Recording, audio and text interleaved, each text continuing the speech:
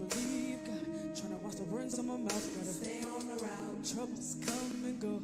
Even on a mountain high or the valley low. Never let your faith go. Oh, never let your faith go. I've been there before, so confused and know which way to go. Stressed out, words so crazy, might as well stay in the house. They're trying to rise up. Got terrorist disguise, they look like us.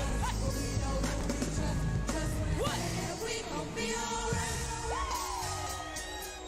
Come on. We gon' be alright. We gon' be alright. Y'all believe that? Say it. Alright. We gon' be alright. We gon' be alright. We gon' be alright.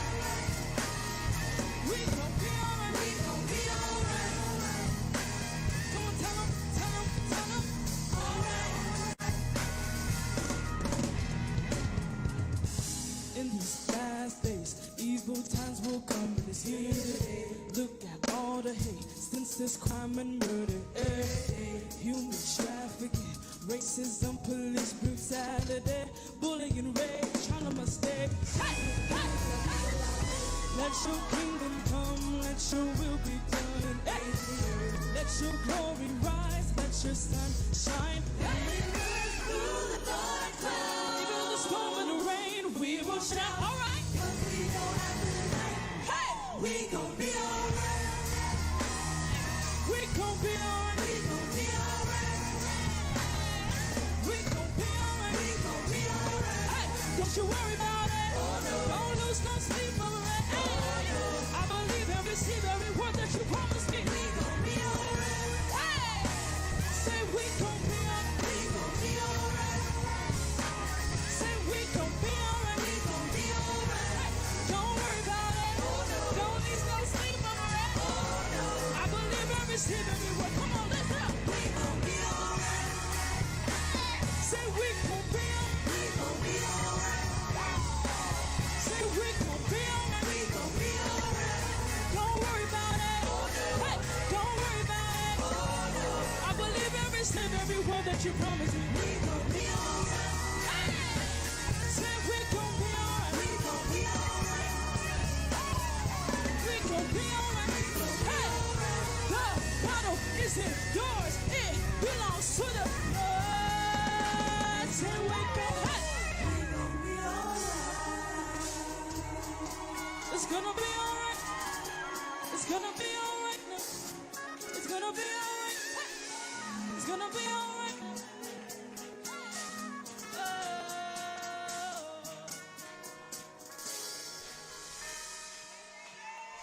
I got realizing in the room. Or maybe I can come up with a tune.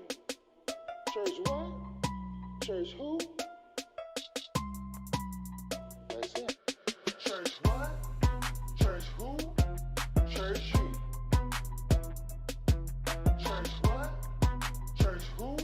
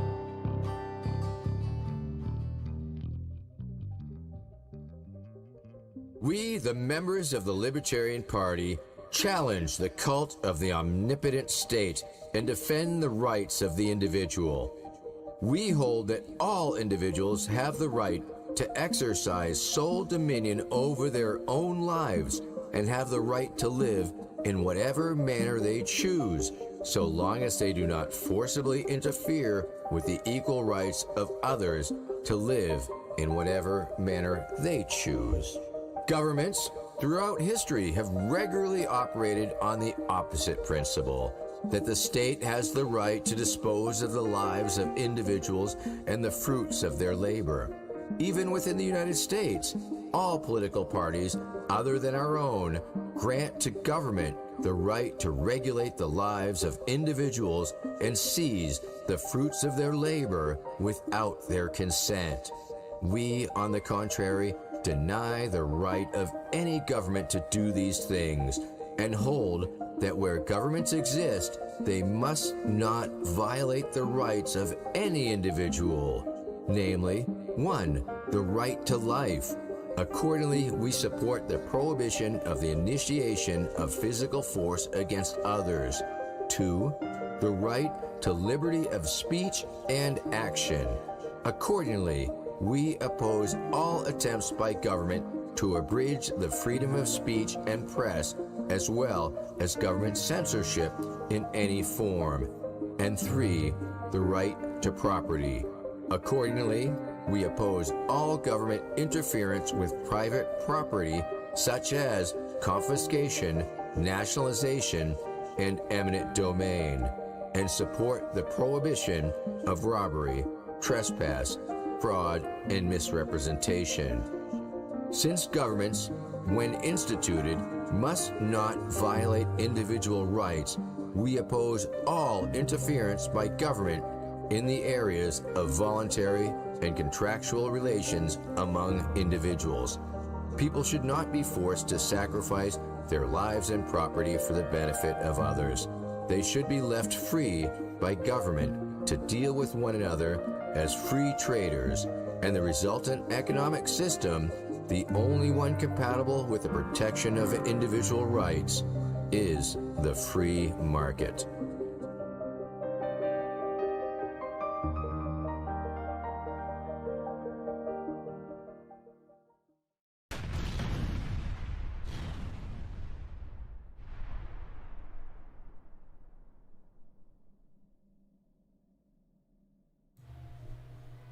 Good morning, good morning, good morning. How is everyone doing this morning?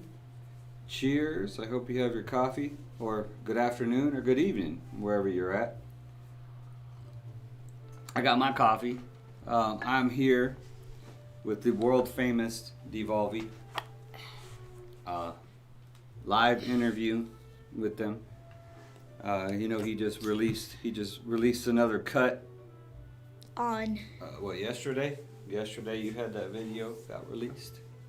No, that was 2 days ago. I think it was yesterday. 2 days. 2 days ago? Okay. I think you filmed it 2 days ago, but I think it got released yesterday. Oh, released. Okay. Yeah. Yeah. So how was that? How'd you like that? It was. Yeah, it wasn't good. It wasn't good? You didn't think it was good? No. No, why not? Because I heard coach in my video. Oh, because you were coaching your video. Yeah. He was coaching. He was in. Yeah, he wasn't supposed to be. You see his hand in it too, huh?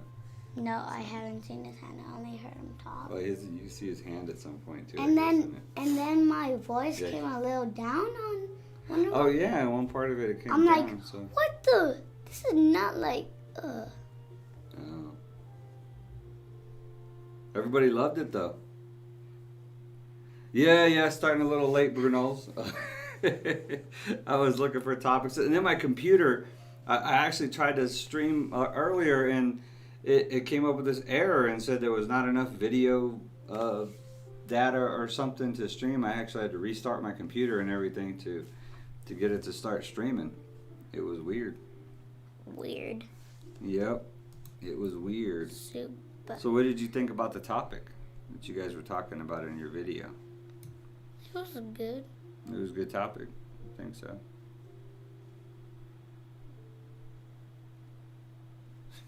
Did you learn anything about protests? No.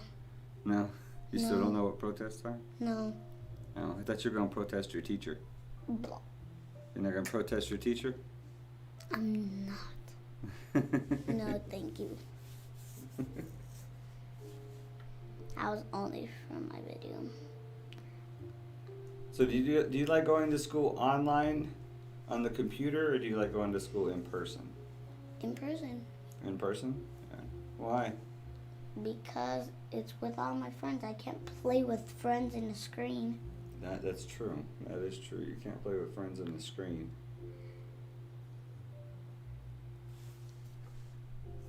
They said that video you did was one of your best ones, dude. Said it meant a lot to a lot of people. Yeah, I see the last.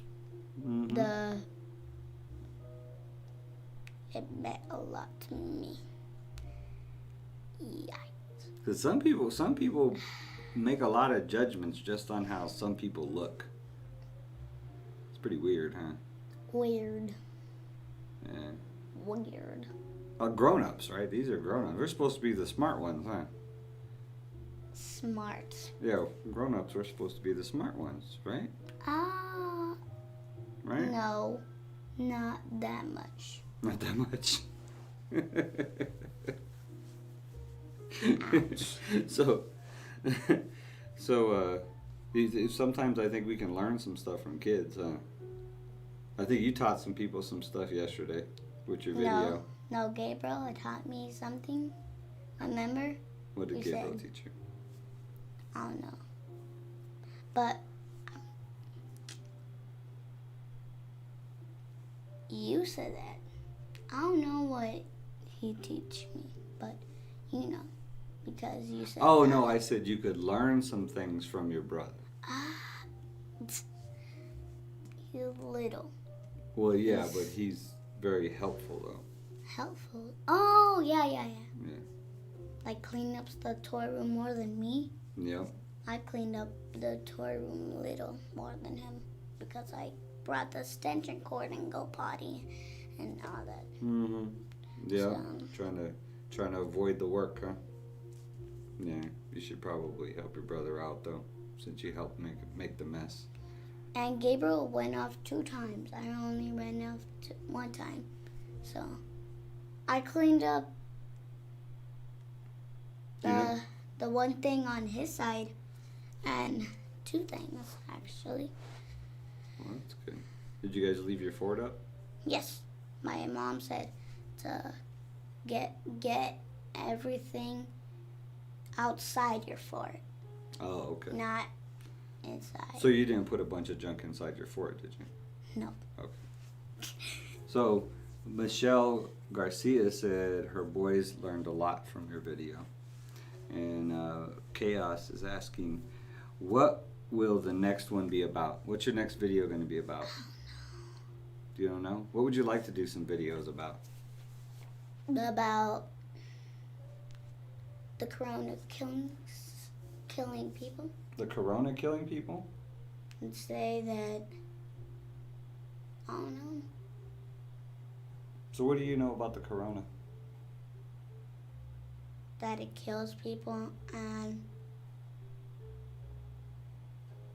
and soap and water gets away the corona. Oh, soap and water gets away from you? Oh, are you scared of it? No? You're not scared of it? Why not? Because it doesn't hit that much kids. But what about for me and your mom? You're not scared for me and your mom? I am. I'm trying to block it from getting you guys. Oh, is that what you're trying to do? So that means always wash your hands to not get the corona. Oh, okay, okay. Yeah. When will I start those minutes? There should be one coming up pretty soon. We should have one probably. I'm hoping we get one out on Monday, so I can talk about it on Tuesday. I'm also thinking about changing my format. I'm gonna keep the Saturday stream. I'm thinking about switching to Tuesday evening and Saturday mornings for my streams, and releasing some content in between. I'm really leaning towards a Q&A type of thing where I jump on every day for just like drop a 2 or 3 minute video with a libertarian question, and then you guys put answers in the comments, and then I come back during my live streams and I can go through your answers. I think it'd be a really interesting, I might test it out at some point and see how that works, but yeah, that's what I was thinking whenever he was talking about he's going to try to block it from us. He's talking about herd immunity. He listens, he hears me talk about it, so yeah, that's why it was interesting. But the washing the hands and stuff, I'm pretty sure that probably came from like teachers or something from his online classes, because I didn't really preach that a whole lot. You should wash your hands, after you go to the bathroom before you eat and stuff like that. But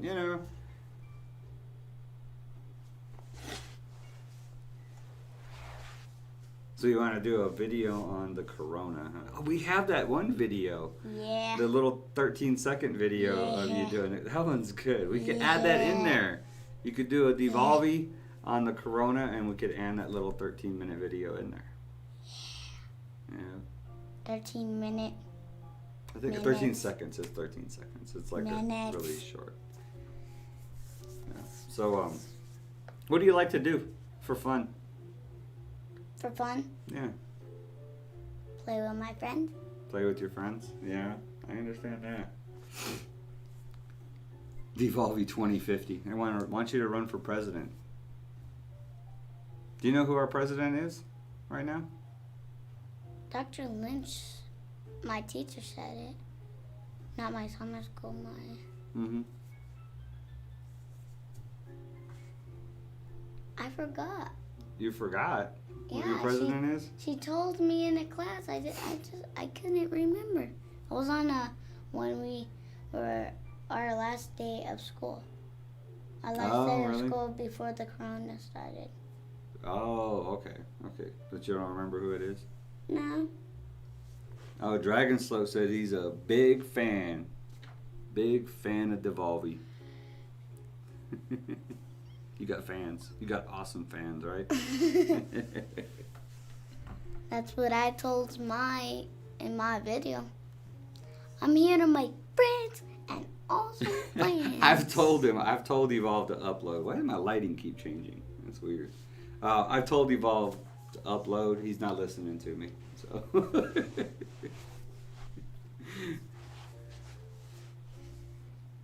that video was pretty good. I kind of critiqued it for Evolve. I thought the editing went good, but as a parent, I see it kind of different because I know the dude so well.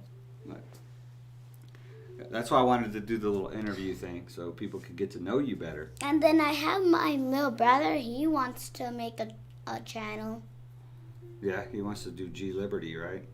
Yeah, we're gonna try that out. We're gonna try it out on my channel first. Only if he gets good at, you know. I think he'll be fine. He's got some character. He got like you some too. skills.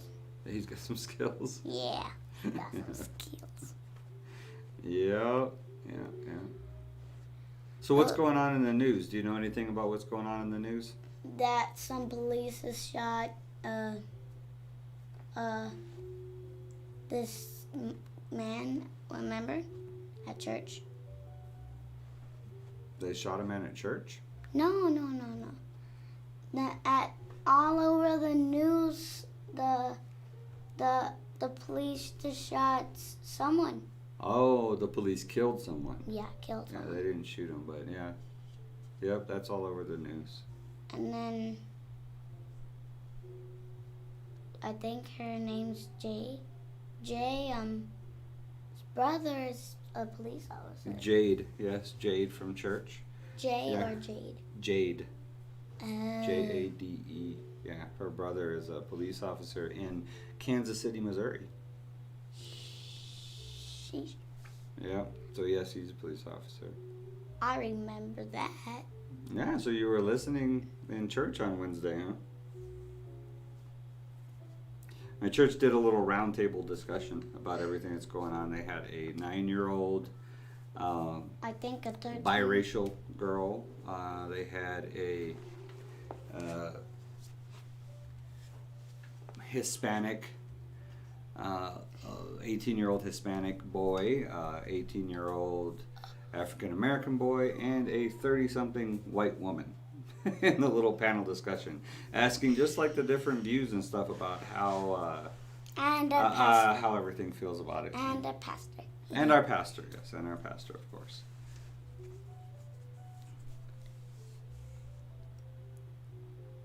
Oh yeah. The little one was on TikTok, Dragon. That's G Liberty right there. Yeah. My little Gabriel. So he didn't want to come in here. I think he's playing Fortnite or something. He's playing Fortnite. You reading chat? Yeah. See, Dvolvy is the best. You got fans. Yep. Yeah, Dvolvy is the best. Oh, that's a good question. Phil Still asked you, do you like church? Sorta. Sort of. I don't listen to church sometimes, but I did on Wednesday. So do you like Pastor Eric's church, or do you like Pastor Jason's church? Pastor Jason. Pastor Jason's church. Because game room. Uh-huh. What do you like best about church, besides the game room? Pastor Jason. Pastor Jason? What about Isaiah and all your friends and stuff? And Jaden. Jaden, yeah. Is Jaden Laz's son? Who's Lyle? Laz. Who's that? Jaden. Is Jaden the one that was carrying Gabriel around like Superman? No. Laz is Jaden one with the brother? The two brothers that always are fighting with each other? Okay, yeah, that's Laz's son. Good morning, Jen. How's it going? So we had a really good stream last night. I mean, it was great. I mean, we went like almost 3 hours. I didn't feel like getting off because the conversation was so good and stuff. And I sometimes I wish I could get some of you on here as an interview or something. I really want to start interviewing more people. I think it would be great for the content to get different opinions. Anthony's and stuff. always look. How often do you all go to church? You generally don't interrupt the discussion to talk about chat. You discuss what you're talking about, and then you go back into chat to find something else to talk about. So you don't just stop what you're saying in order to comment on chat. But That's not how my videos go. Like yeah, but yours are uploads, so you don't do like live videos. no. So these are live. So these people are watching right now. You and me. We go to church Wednesdays and Sundays, Sundays. and Sundays, and anytime there's an event. So we're really active in the church. I actually I'm part of one of the ministries in church, and so we stay pretty active. We love our church.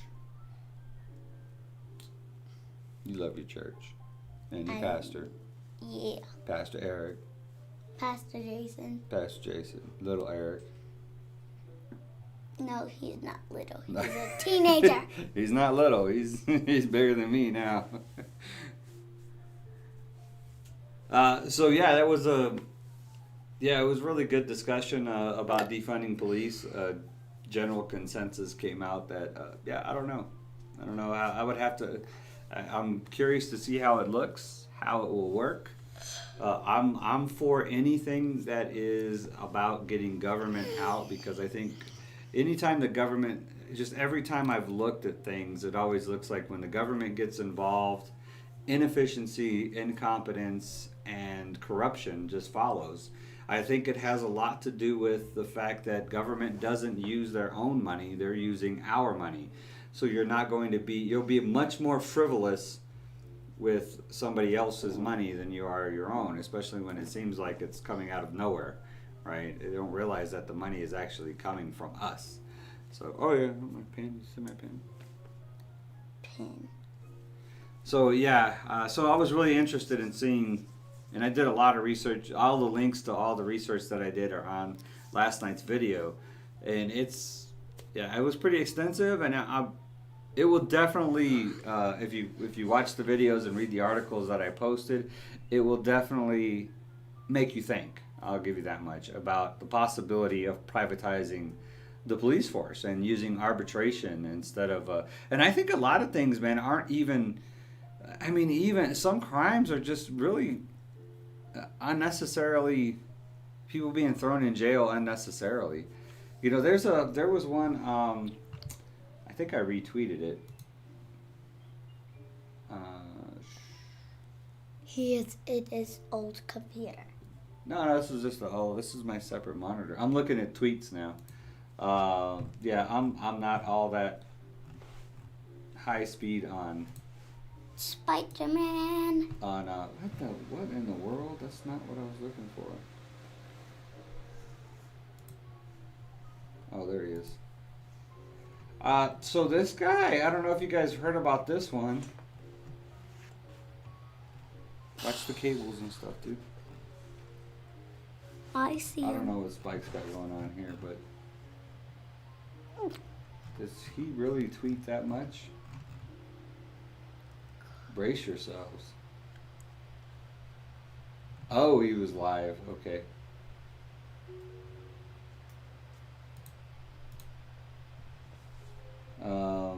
I'm looking for this. There it is. Here it is. So the Libertarian Party. I don't know if you guys heard of Ross Ulbricht, but he is currently serving. He's been sentenced to, I think, 2 life sentences plus 40 years for operating a website. And no, it wasn't pornographic. So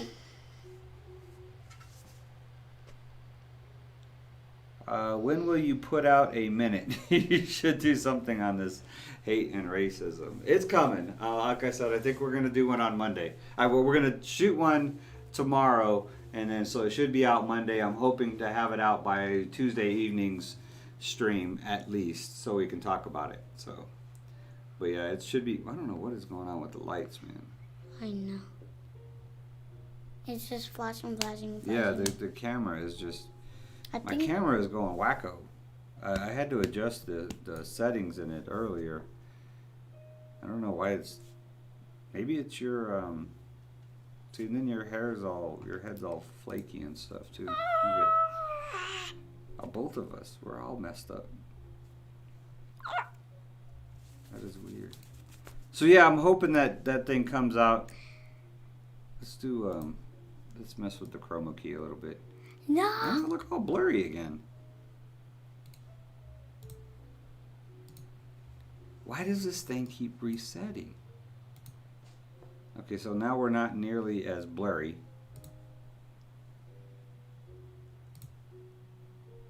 But we're still kind of messed up on the promo key stuff. So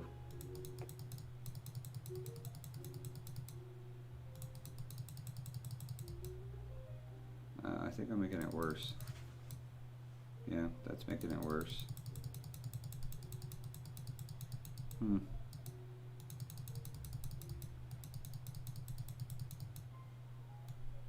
That is weird. Every time you click, dun dun. Well, I know why your shirt's all messed up, because you're wearing a yellow shirt.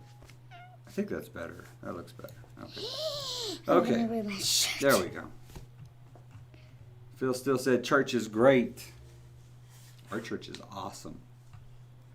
You can check out our church at therockfaithcenter.com. The Rock Face Center. Faith Center Org. .org. Com. I think I spelled it right. Oh, I guess Yeah. I should have put the www in it, huh? Then you could have just clicked it as a link. Let's see, let's remove it then. Message retracted. There you go. So now we'll do www. Org. There we go. Let's see. Can we go there? No. You No. don't want to go there? Let's see. Go to. It didn't work. Wow. What did I do wrong? Nothing. Oh, it's not it's just rockfaithcenter.com. It's Interesting. rockfacecenter.com, not www. No, there's no the. There's no the. No. It's There's only just Rock Face like Center. that. Yeah. It's just Rock Face Center, That's and it. then It's just Rock Face Center. you have to enter your password. Will he upload once a week or more? More. Probably once a week. I don't know if he's going to be able to do more. I don't Summer know. break though, you never know. He might be able to. It depends. It depends on how much time. He's going to get a little studio. Dvolvy's going to have his own little studio in his toy room. So that's going to help out a lot, because then Yeah. just be able to show up, shoot, edit, and be done with it. So I think it's gonna, instead of doing it in my studio, he'll have his own little studio. I think the quality of the videos will be a lot better, Seriously. and because he'll be more comfortable in his own little toy room rather than shooting in my little office here. So he wants he probably does.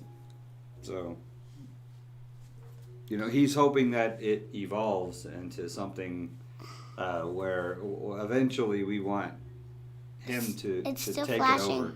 He wants him to take it over. Still flashing. Is it still flickering? Yeah. I don't know. We could put some natural light. See if that helps. That might help a little bit. We'll see. A little bit. Yeah, take a little corner of his toy room and put a little green screen up, and he'll have a little light. He's gonna have a little pin-on mic, so you see the sound kind of cut out on him. I think he did. Did he use the mic, a pin-on mic for you on the last video? Did you have a mic? No. I have a toy studio in the back of it. Oh. In the back of my dorm. So that I just don't. I'm like, don't destroy my toy studio Oh no, yeah. to get room. Oh, is that what that is? Hmm. Coach set it up the most though. Oh. Okay. He used my books, my toys, and my balls. Okay. And my Beyblades. And your Beyblades? Yeah. For the bottom. Here's kind of jacked up too. So what else do you think you want to make a video about? I don't know. You don't know? No. It's too hard. It's too hard. What's too hard? To think of ideas for videos? Yeah. I know the feeling. Yeah. You have to find inspiration. So like whenever you're playing or going about your day, like you're going to grandma's today or whatever, and then something happens and you're like, oh, that was really funny or that was really cool, then you're like, I could make a video about that. And then you come and tell me and be like, I've thought of a good thing for a video, and then we can work on A video. how we're gonna make it come out. I have to do a view first. A view thingy. A view thingy? Yeah. Remember, after you start your videos, you make views when you upload them. You get views when people watch your video. That's what's called a view. Like I don't know how many. Let's see how many views your last video got on Dvolvy. On Dvolvy. We are on YouTube right now. Mm-hmm. Yeah, I can move it over here though, so we don't have to look at it. What was that? What was what? You just moved it all the way over there. Let's see what your last. You got 2,000 views on your last video so far. 2,000 views. Oh my God. Don't watch it. Yep. Like it. Like it. Okay, I'll like it. Yeah. I'll like it. You got 0 dislikes. You don't have any haters yet, man. Yay. No haters. Everybody loves your video. 68 people liked it. You liked it. I just liked it. So 67 people and your dad. Well, okay, 66 people and your dad and your mom. Okay. 65 people, your dad, your mom, and your grandma. My grandma doesn't have YouTube. No, Grandma Connie. She sees all your videos on YouTube and Facebook and stuff, so. Facebook. She has Facebook. Don't watch my baby movies. Have baby movies next to it.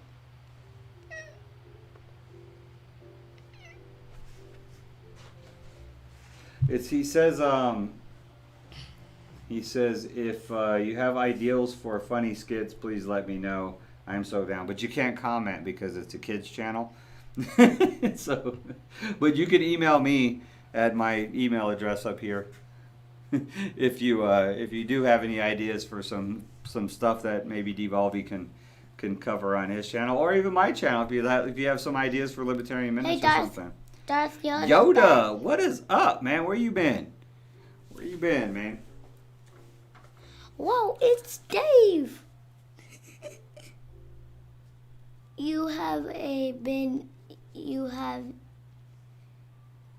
How have you been, Dave? He said, oh, interview. Oh, have to do interviews first. Yeah. Oh, yeah. I think he did that. I did it. The interview was really, really funny. That was really good. Seriously? You guys want a sneak peek, a behind the scenes of Dvolvy's interview? This is just a part we cut out of his interview as he's prepping for the last video he did. So yeah, maybe that's what you were saying. Instead of views, you meant interview. The interview that you did before you did the video. Yeah. Yeah. So he did like this little Q&A interview. I think he's going to use pieces of the interview for an It's Elementary video. So on a similar topic or virtually the same topic. So, but here's a little. Let's see if I got this little Q&A interview. You don't have that he it. did. Yeah, I do. I just have to find it. I do have it. Then where is it? It's right. Again, It's going to be right here because I sent it to Pastor. This one. Oh. Here, let's just move it over here. Yeah, move it over there. And then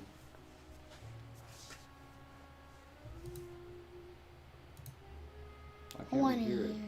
Can't hear it. Because you're in the live stream. No, but I still should be able to hear it. What speakers are we using? Good, Okay. yes. Why can I not hear it? Let's pair it again then.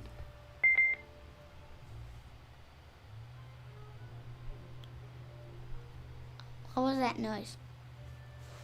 That was It's not the full behind the scenes. Oh, okay, we switched. It's just partial, so connect it. Disconnect. Connect, disconnect. Yeah, I don't know. Man, my computer is just having issues this morning. Okay, we are in business. So here is a little behind the scenes of Dvolvy's Little video. pre-interview thing that he was doing. So it's kind of funny. I'll have to explain the background to it maybe. So, skin colors? It doesn't matter. No. Oh, No, not brown people. White. Pastor always says that brown people are supposed to be at his church. My pastor. okay. Well, there's some white people though. Alright. Okay. So I feel like I need to explain that. So my pastor was joking around. He had a meeting on Monday with a bunch of pastors from all over El Paso. And, you know, we have a very diverse community here in El Paso. So there was Hispanic and white and black pastors from everywhere. And pastor was like, some of the other pastors were teasing him about, you can't have, you know, all of the black people go to your church, pastor. and so he, on Wednesday when he did the little round table, he just made a joke about having all, you know, that there's not a big community, a black community in El Paso. So he's got a majority at his church, and but not all of them, or something like that. And so this is what he picks up, right? And he's like, he says it all the time. I was like, he said it one time. He made a joke about it one time, and this is how a 7-year-old sees things. So. Oh yeah. 'Cause it's, I mean, that's the fact. You know, it's the actual color is brown. So this is how a child that hasn't been polluted by either their parents or society would view somebody that looks different than them. That's okay, dude. Flashing. This is how they would see things. They would see it as it is. You know what I mean? Without any prejudice, you could say. So.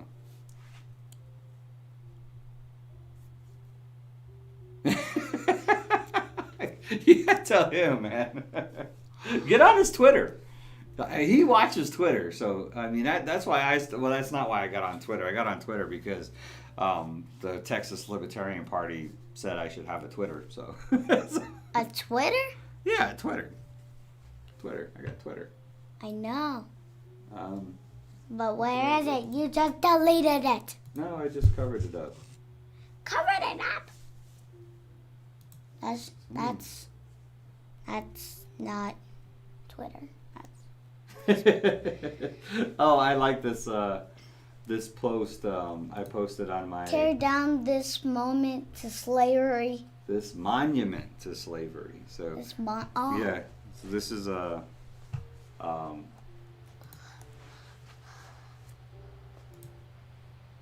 this was a post by the Libertarian Party. Tear down this monument to slavery. Dad, what's up? Oh, it's a box. Let me see the box. It's the Internal Revenue Service. Yeah, I got a box of goodies, man. We're gonna do a box opening on this one too. So this is my box of goodies that the Libertarian Party of Texas sent me. And that's how I got the pen. That's how I got the pen. So there was I got a whole bunch of pens that have Libertarian Party of Bexar County. I'm not in Bexar County, but I think there was just ideas for different stuff like business cards and different ideas that I could do for our county party here in El Paso. Got this cool little Live Free trifold pamphlet thing. I think that's pretty cool. It's Principles Matter. Right to life, liberty, and the pursuit of happiness. The right to keep and bear arms. The right to live where you choose and how you choose. The right to privacy. The right to worship how, when, and where you choose. And the right to be treated equally under the law. Right to run your business without oppressive regulations. Look at this big libertarian. Yeah, I know. Wouldn't that be cool if it said El Paso County? Yeah. So yeah, little stickers. I think that's a pretty cool sticker. Yeah. I might just cut this off, and I might just cut the Bexar County off and use the Libertarian part. But Mom's gonna have to do it. No. Well, this is some ideas for Mom too. We got some bumper stickers too. Bumper stickers. Oh my God. Got some taxation is theft tip cards. These are like little cards. I like them a lot. Me and the cat are playing bow and arrow fight Fortnite. You and the cat are playing bow and arrow fight on Fortnite. We don't have a cat. No, there's a cat in Fortnite. There's a cat in Fortnite. A strong one. Yeah. Oh, okay. And I'm playing with him. Oh, okay. I'm shooting bow and arrows at him. I mean, bow. So, these are taxation is theft cards, and what it says inside is what it says on it says you put your tip. It's not a tip though, but you put your money in there like when you're at a restaurant. You put your money in it and you leave it on the counter, and it says, "I am grateful you provided such good service to me. In appreciation of your efforts, I choose to make this gift to you. I am permitted by the U.S. tax code to give personal tax-free gifts to anyone up to $15,000 per recipient per year. Because this is a gift, not a tip, you do not need to report it as income on your tax return." Tip cards. So, and then it's got taxation is theft. Please accept this personal cash gift for your service. This is not a tip. This is a personal gift and not subject to federal or state income tax. And then it has the world's smallest political quiz in it, which you can get that on my website. There's a link to it where you can take it, and just where it asks like 10 simple questions on economics and personal issues, and you can find out whether you're a libertarian or not. It's pretty cool. I can link that quiz for you, and you guys can check it out. America at peace, because the libertarians are the only ones that would actually. That's what this sticker was. America at peace, because we're the only party that would end the meaningless wars, the meaningless, endless wars around the world that are going on. G Liberty just came in. He's playing Fortnite right now. He's liberating people of their kill versus death ratios right now. He's doing Party Royale. If you go on the bus. He's doing Battle Royale? Oh, on the bus. Are you going to go play? Are you going to say bye? Are you leaving? You going to go play? No, I'm going to the bathroom. Oh, okay. And then he'll say bye. Let me see.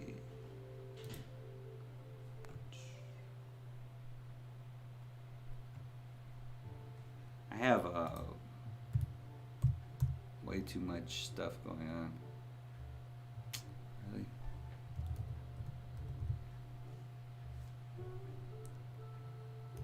I don't visit my own website very often, I guess.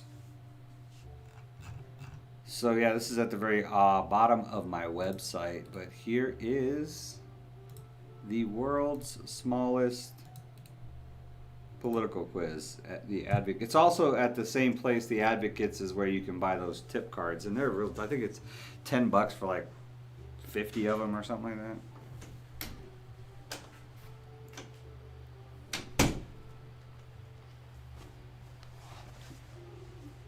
Well. So how old are your kids, Michelle?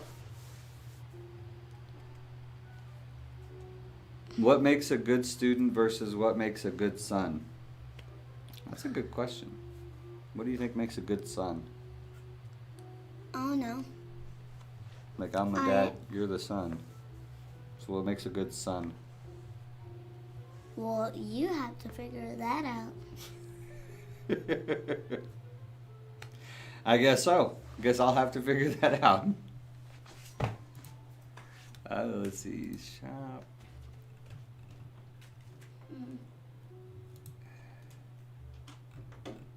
Oh, I guess you don't get the tip cards from there. You can get the quiz card. Oh, no, yeah, here it is. Let's see. Yep. The tip cards, 100 of them for $6. For the little tip cards I showed you. These ones look different. They're lighter colored, so.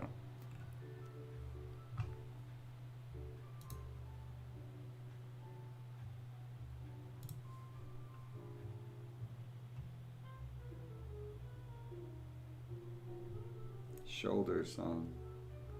9, 15, and 4. Why'd you put the 15-year-old in the middle? Wow, you got some space there, huh? Good. Just spaced them out about 5 years each, or on purpose?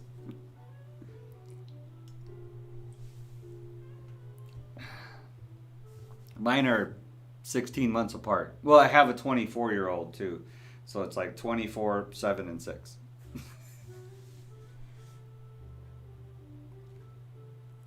Shoulder song.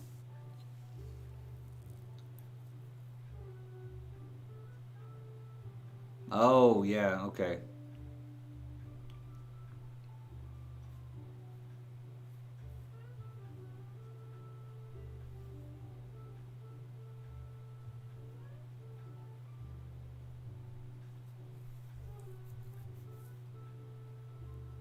I don't know. I don't know what's up with his upload schedule. So, like I said, I would just bombard his Twitter with like, when are you uploading, dude? Because he does pay attention to his Twitter.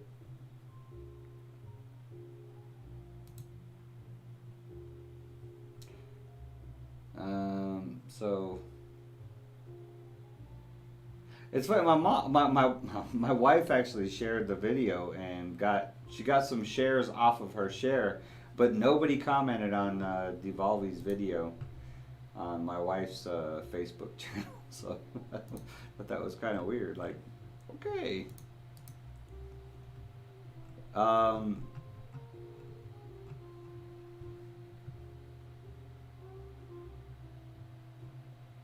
With that, oh yeah, yeah. He's been on a few TikToks, so.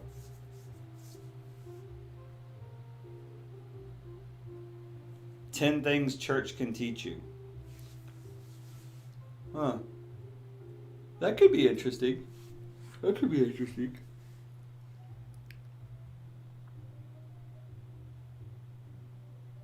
Yeah, the thing about doing one, like comparing what makes a good son or what makes a good student is, trying to make comparisons like that is a little bit more than I think a 7-year-old can put together. So that's what I want.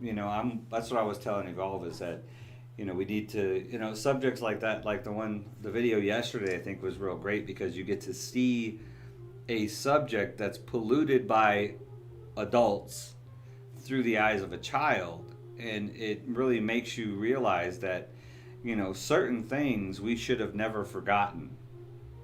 Certain things that we believed and certain ways that we saw the world when we were children, we should have never forgotten. We should have never allowed society to pollute our minds from that level of innocence. And you just think what type of world we'd be living in right now if on certain things we had that mind of a child, I think it says in the Bible, except as a child shall you come to me.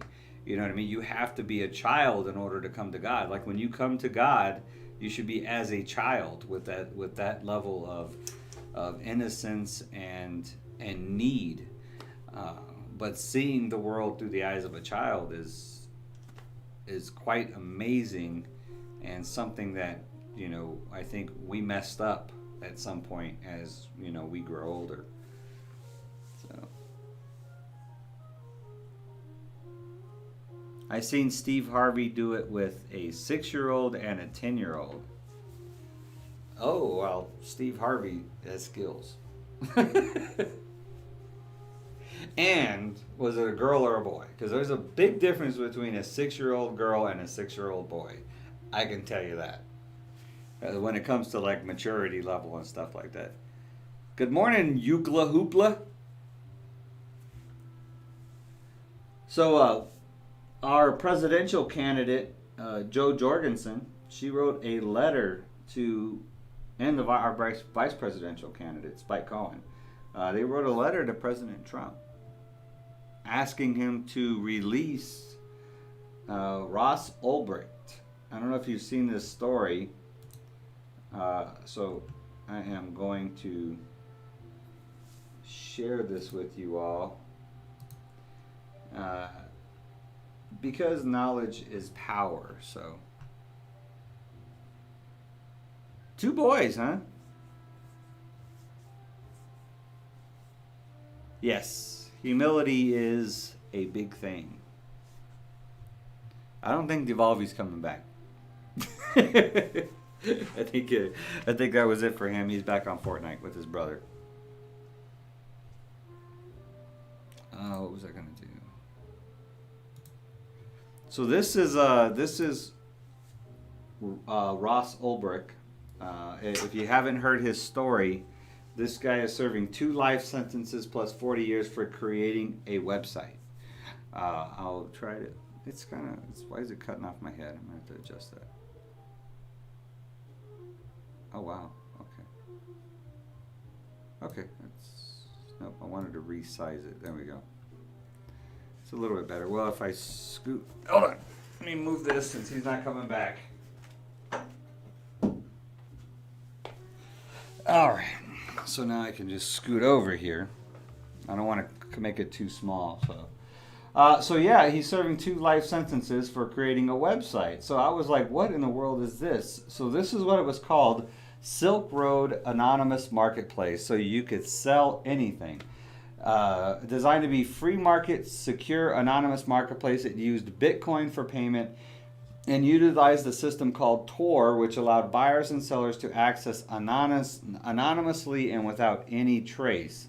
He was Ross was the creator of the website, was an avid proponent of the non-aggression principle, so he would not allow stolen items to be sold on his website, counterfeit or fraudulent items. He wouldn't allow child pornography. He was a devout believer in nonviolence, so he wouldn't allow weapons, or he would prohibit the sale of weapons on the website.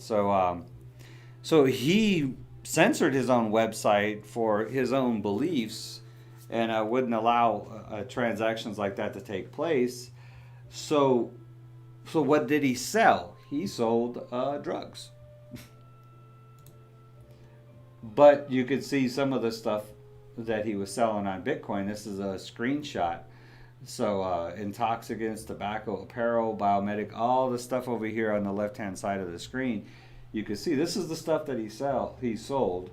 And he was selling, he's selling stuff for people to consume in a free marketplace. So this is probably the worst thing that was sold on his website.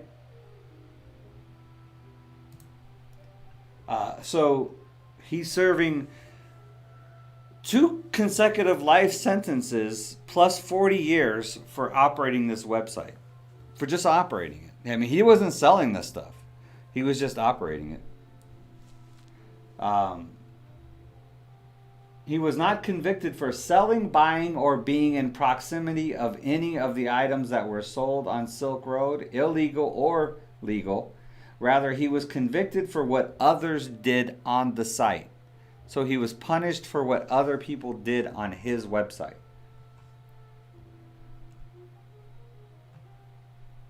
He was arrested by the FBI and charged with money laundering, conspiracy, computer hacking, conspiracy, fake ID trafficking, conspiracy, and narcotics trafficking.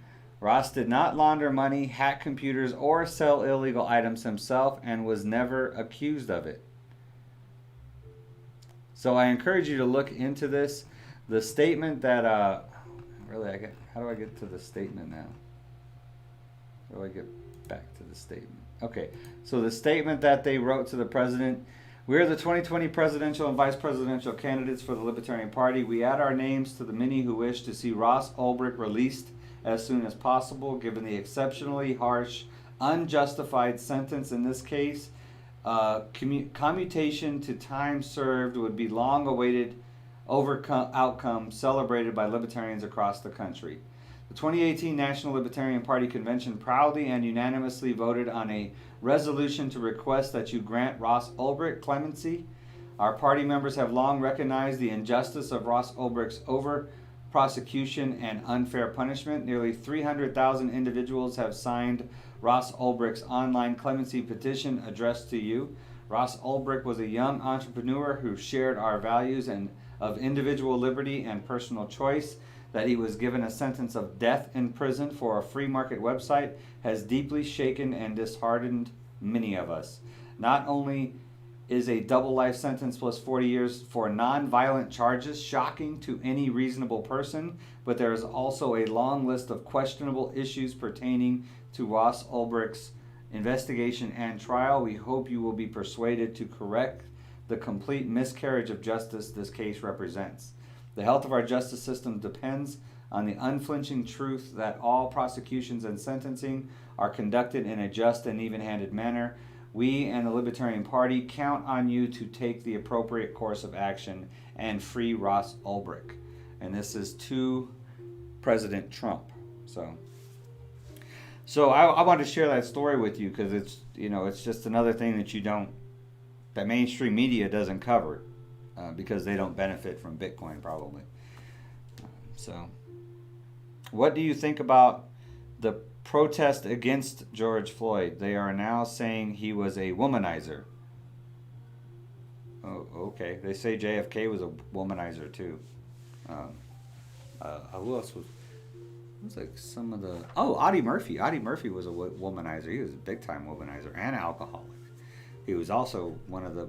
He was the most decorated soldier in World War II, I believe. So, yeah, but it's not about what he did. It's not about who he was. It's about how he died. So I don't understand why people can't. I mean, it's distractions, man. It's just people. Why do we even need to try to make up something from nothing?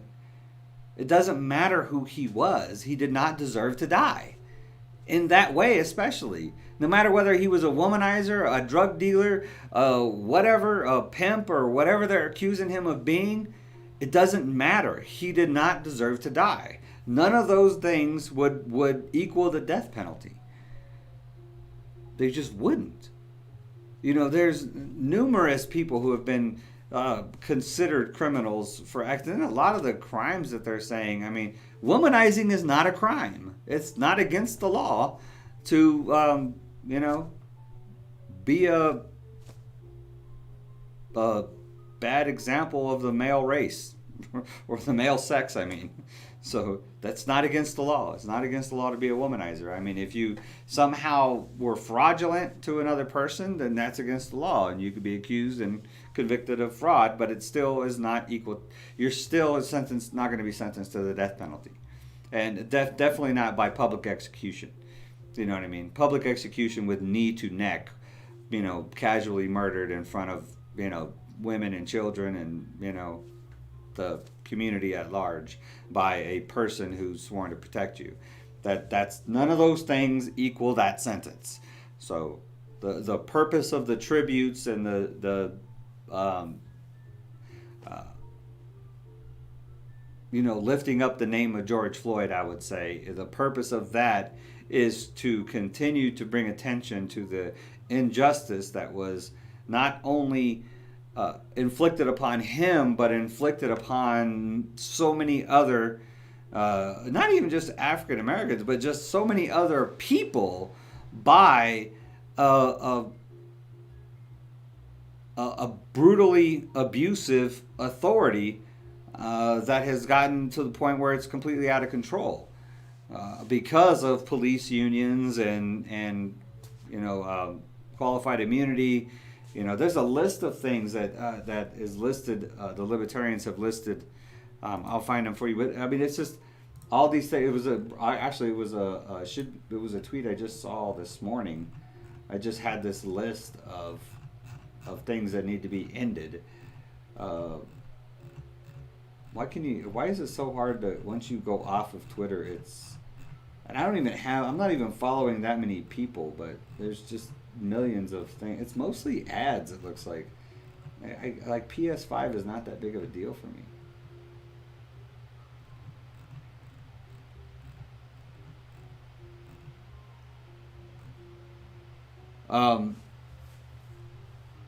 So yeah, but it's like ending qualified immunity, ending civil asset forfeiture, ending no-knock warrants, ending the war on drugs. I want you all to just think of what our community and our country would look like if we just did those things. Demilitarizing the police, ending the militarization of the police, ending police unions, just all that stuff.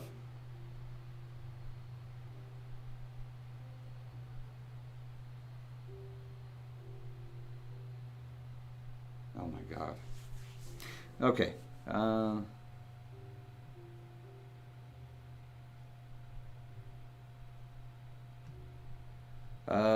Drug dealers too. He's a drug dealer too. Heard that.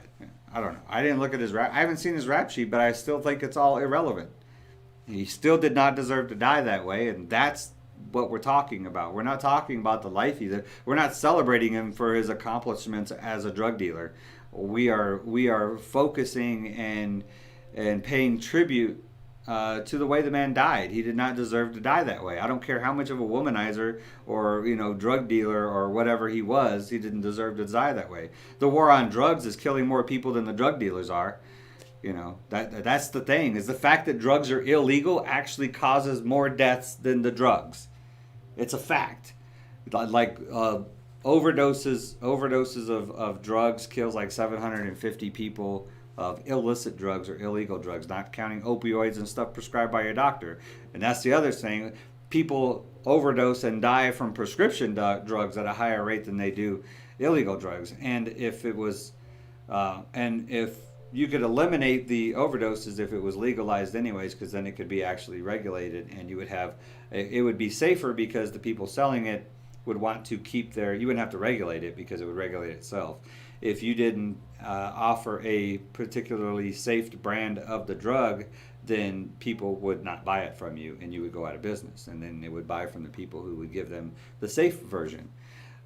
So the war on drugs actually kills more people than the drugs through the violence between gang violence, cartel violence, violence of like Breonna Taylor. Breonna Taylor is a victim of the war on drugs. I mean, her death is because of the war on drugs, and she was an EMT asleep in her bed in the middle of the night. So the war on drugs itself is actually causing more pain, and that's not even counting the endless amount of lives that are completely ruined. They might as well be dead because they're spending the rest of their lives in jail for a victimless crime where they just chose a form of consumption for entertainment or self-medication that somebody doesn't agree with. Grown adult choosing to consume something that somebody else doesn't agree with. Yeah, I still wanted to wait till Dvolvy was gone before I asked this, but will you correct or teach him to say black or African American instead of brown? No, I won't. Nope. Perfectly fine with him stating exactly how he sees it. Why am I going to pollute him with any kind of idea of something different? If somebody prefers to be called an African American, then they can direct that to him. Hey, Dvolvy, I prefer to be called an African American. But for me, I'm perfectly happy with his innocence and the way he sees the world, because it has not been polluted by adults, and it shouldn't be. And I won't do it. If he wants to keep calling them brown people or tan people or pink people or whatever, then he can call them that. Why would I want to do that? He doesn't even know. He doesn't know what an African American is. Why should he? What does that mean? So it's a person that's in 1 foot in Africa and 1 foot in America. Think like a 7-year-old. You know. So no, I don't see no reason to correct him for that. Many African American people are offended by that brown term. Oh, well. They're going to be offended by a 7-year-old calling them by the exact color that they are. Because it's really just different. We are all different shades of brown. Believe it or not. We're all different shades of brown. Even me. I'm not white. I'm a really, really light colored brown. So we're all. I mean, that's the thing, is that if we called everybody by different shades of brown, that, you know, we wouldn't be identifying people as being different. We'd be identifying people by how much the same we are. You know, and the fact is, it's really just geology or geography that makes us a different color. You know, throughout your ancient history, your genealogy comes from closer to the equator, the darker skin you're going to have, because the closer to the sun you are. The sun darkened. The sun, as we evolved as humans, the closer to the sun you were, the more protection you needed from it. So the darker your skin would become, and you produce melanin, which is protected from the sun also. So you get melanin, which creates the darker skin and protects you from the sun. As you move further away from the sun, you didn't have a necessity for melanin to protect from it, but you did have a necessity for vitamin D. So therefore, your body is able to assimilate vitamin D from the sun better than the people that were closer to the equator. So you had lighter color skin that allows you to absorb vitamin D. So melanin is like an actual replacement kind of for vitamin D. So it's all science, really. So people are going to be offended by anything anyways. So they're not ever going to make everybody happy. People all up in their feelings all the time. So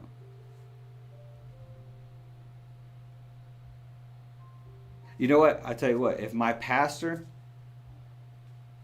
had suggested that, I might have actually considered it, because he's my spiritual advisor. But no, I don't think so. Good question though, Bruno's. Good question though. Appreciate that.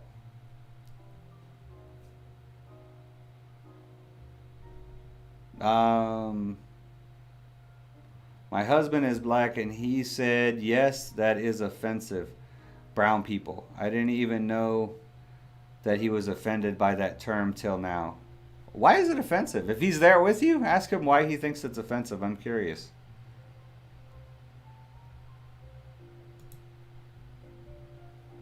I know a few black people and they find calling them brown people or another way to try to degrade or dismiss who they are. But we're talking about a 7-year-old. Do you know what I mean? I'm gonna let him be him. You know, as he gets older, then some people may correct him on that, and then I'll allow his how he views the world to change naturally through his own course. I'm not going to correct him, because if I was to correct him, he would want to know why do people not like being called by the actual color of their skin. You know, if they're asking me what color they are, then I'm going to say what color they are. Why are you telling me to call them something that they're not? You know, and then I got to go into this whole conversation with a 7-year-old about why, you know, people would prefer to be called black than the actual color of their skin. You know, why would I'm not trying to have that conversation with my 7-year-old right now. So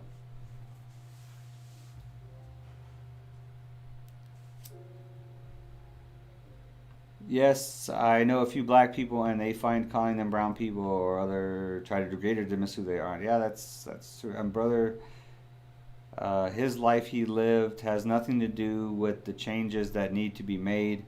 He was in a system not set up for him. That's true. USA was not formed for blacks, Indians, Mexicans, etc. It was created with one race in mind. This is a fact. Go India. Let's go India. It's true. Yeah.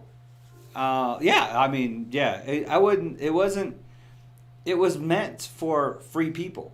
So that's why it still baffles me that slavery was even what they considered the slaves less than a person. So that's how they got around the whole free people thing, and they considered actually anybody besides the white people as less than a person. So that's how they got around that. But it eventually came back to bite them, and we identify everybody as equal people now in our society, and constitutional protections are for everybody. That's why I always say the what is it, the 13th Amendment that abolished slavery. I think that's the most unnecessary amendment in the Constitution, because the preamble to the Constitution says that the Constitution is designed to protect the citizens for the pursuit of life, liberty, and the pursuit of happiness. It does not specify who, as soon as they're made citizens, there's you can't violate the pursuit of life, liberty, and the life, liberty, and the pursuit of happiness. Those protections. So I really didn't see any. It was necessary at the time because a lot of people didn't believe that, but now that we actually identify everybody as being equal people, under the eyes of government, then, well, I guess it's still necessary for those who are not citizens. You know what I mean? So if if somehow I guess it wasn't for the 13th Amendment, then you could get some people who are not citizens into the country and make them slaves. So I guess it's good that it's in there still. Congrats, I heard you won second place. I thought you should have won. What did you win? Oh, Bruno, you got second place? That's awesome, dude. That's awesome.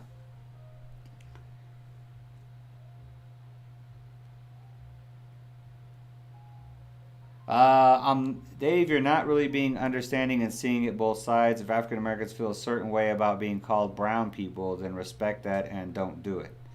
Okay, I won't.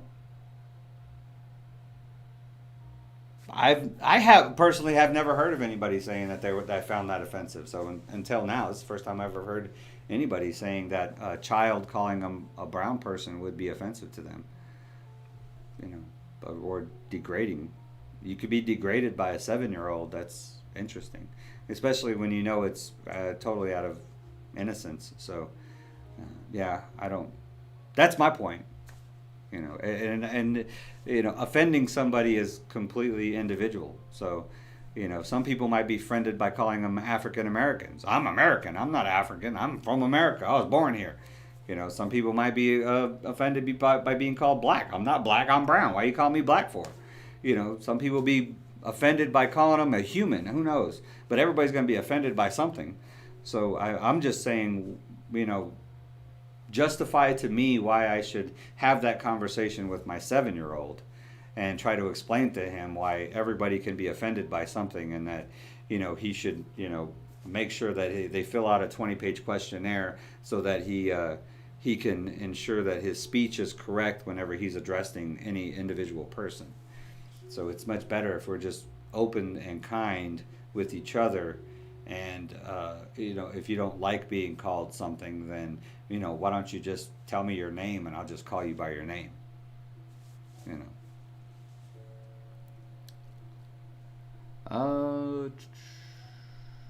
Yeah, Dave's saying that I'm only changing if my pastor says stop saying it is not right. I know a few African Americans that hate that hate taking advice from their pastors, or hate being called brown by a 7-year-old. Just be specific now. I'm not saying that I call them African American. I call black people.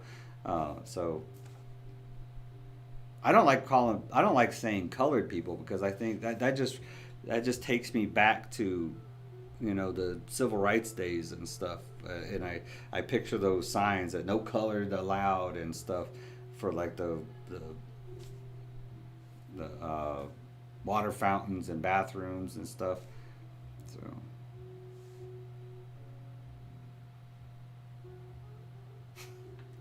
I will. I refer to people, but I'm saying you guys are still not addressing my point. My point is, why am I going to have this conversation with a 7-year-old? Are you offended that my 7-year-old said that you were brown? That's my question. Are you offended that my 7-year-old said that you were brown? And do you think I should have a conversation on why he should call brown people black? Do you think I really need, as a father, I really need to have that conversation with my 7-year-old? That I need to get into the why, am I going? They need to be called something that they're not, and why they need to be called this, and then all the history that goes behind that. Well, I wouldn't get into all the history that goes behind that, but it's really hard to explain to a 7-year-old that I know that they're brown, but they want to be called black, and then he's gonna be like, why? If I see the walls white, I'm gonna call the wall white. I see the screen is green, I'm gonna call it green. Why, when it comes to somebody's skin color, do I now have to call it something that it's not? You know what I mean? I don't feel like taking that level of innocence away from him at 7 years old. So no, I won't have that conversation with him. Maybe when he's 12 or 13 or getting into middle school or something, and somebody brings it up to him, then I may have that conversation with him. But at that time, 7 years old, no, not going to happen. Same reason I don't let him watch the news. Same reason he doesn't even know who our president is. Because it's just not something a 7-year-old needs to know. Let's let him have his innocence. Let's let him be a kid. That's why I was very particular about the video that he did, and very instructive with Evolve about how it would go, and the future videos is, there's topics I don't mind him talking about, but it's going to be seen from the eyes of a child. If I would have had that conversation with him before, the conversation you all are saying that I should have with him about people being offended because of what you call their skin color, or how you're addressing them when you're describing somebody. If I would have had that, then that video yesterday would have been nothing like it was. It would have been nowhere near as inspiring, because then he wouldn't have had that innocent vision of a child. Do you understand?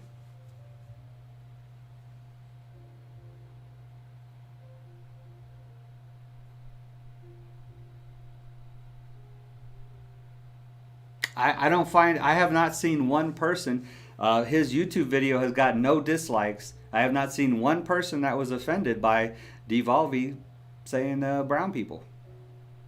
Not one person was offended by it. So if you're offended by it, you need to go on Dvolvy's channel and dislike that video.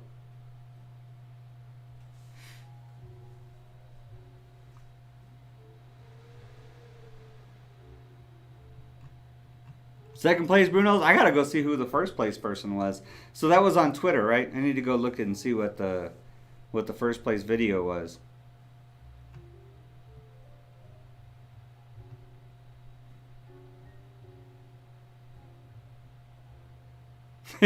Only pastor making me change would be over the top. That's how I think.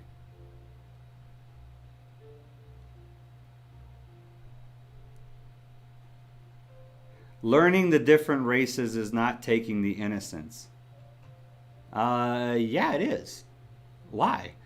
Why does a 7-year-old need to know about the differences in his friends? Why? Why? Why would I need to do that for? He's going to learn that on his own eventually.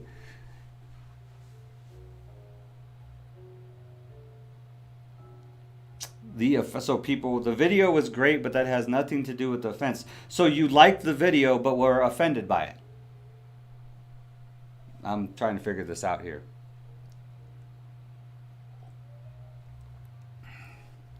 You know, if it's a problem, I just won't do any more Dvolvy videos. Yeah, I'm just saying that. I don't want him offending anybody. He's 7 years old. I don't want him getting any hate mail and stuff because, you know, he's speaking like a 7-year-old. You know, you guys are trying to make him into like a 15-year-old or something. You know, he's 7.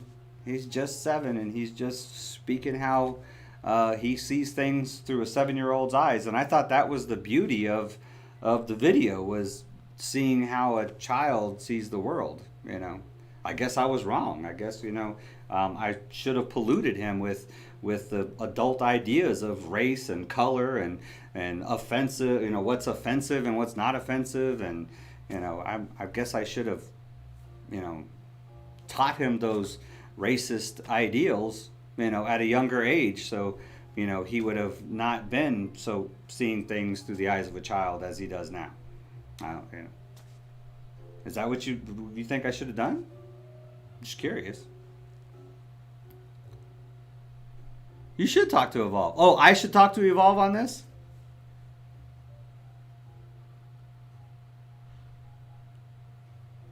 The reason I say a pastor, because when it comes to parenting, I'm in charge.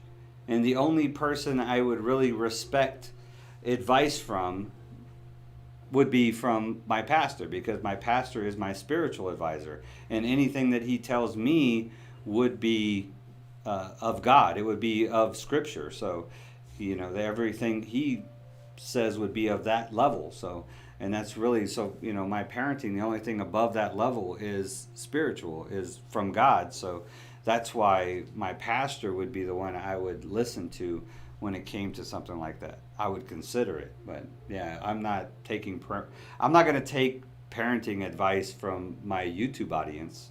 Not likely. I mean, if it's good advice, then I might consider it, I guess. But this isn't good advice, if you ask me. At least you guys haven't given me a good reason to do that for a 7-year-old, to share a 7-year-old. You're going too far and taking you are going too far and taking offense. We only was asking about the brown. That's what I'm talking about, is the brown people statement. I didn't like the statement but loved the video. Yes, I'm black. Okay. You didn't like the statement but loved the video. So I thought that statement was the best part of the video. So maybe I'm just not seeing things the same way you all are. So, which makes sense. I mean, we all see things how we've been socialized. So everybody's perspective is based off of their own life experiences. But so what did you like about the video? If it wasn't that. I mean, I thought the most innocent thing that he said was when he described another person as exactly the way that they look. You know, instead of some twisted ideal that has been pushed on us by society or by our socialization or how we our perspectives or anything else. You know, this is the raw vision of how a child sees the world, the innocence. You know what I mean? They're going to call it like they see it. That's the way kids do it. You know, they're going to say it exactly like they see it. So I'm just still wondering why you think I should take that away from him. That honesty, you know, that honesty and that innocence. I don't understand why you would want me to change that. You don't think that was what made it so good, made that video so good? The honesty, the innocence, the, you know, saying exactly what he saw?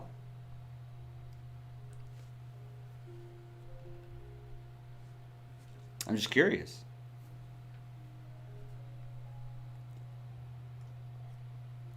So, NFL banners for sale.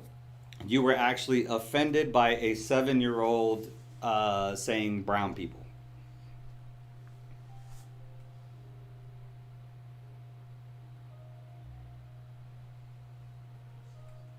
Or anybody else in the chat was actually offended by Dvolvy saying brown people.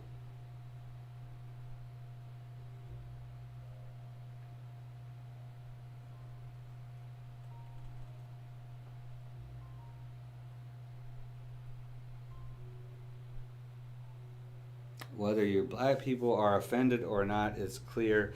I'm asking if you were offended by the 7-year-old saying brown people. You were offended in Dvolvy's video when he said brown people. I'm asking, were you actually offended by Dvolvy saying brown people in the video?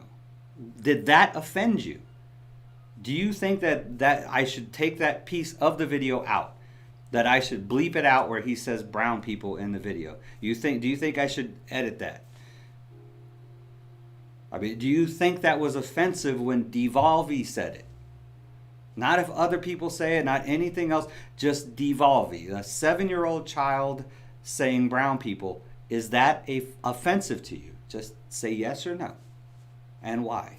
I would appreciate the why a 7-year-old saying exactly what he sees is offensive.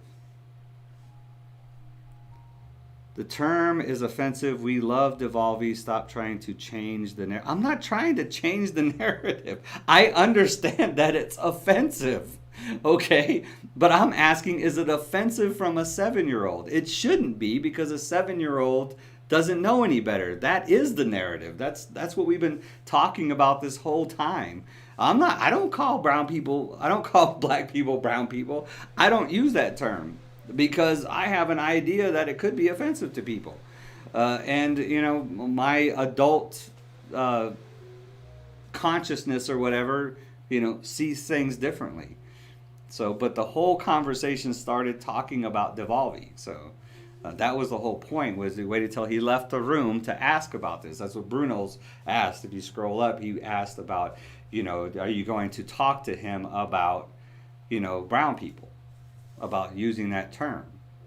And I said, no, I'm not going to talk to him about that, because I don't feel that this age is the time to have that conversation. I had never once said that it should not be offensive.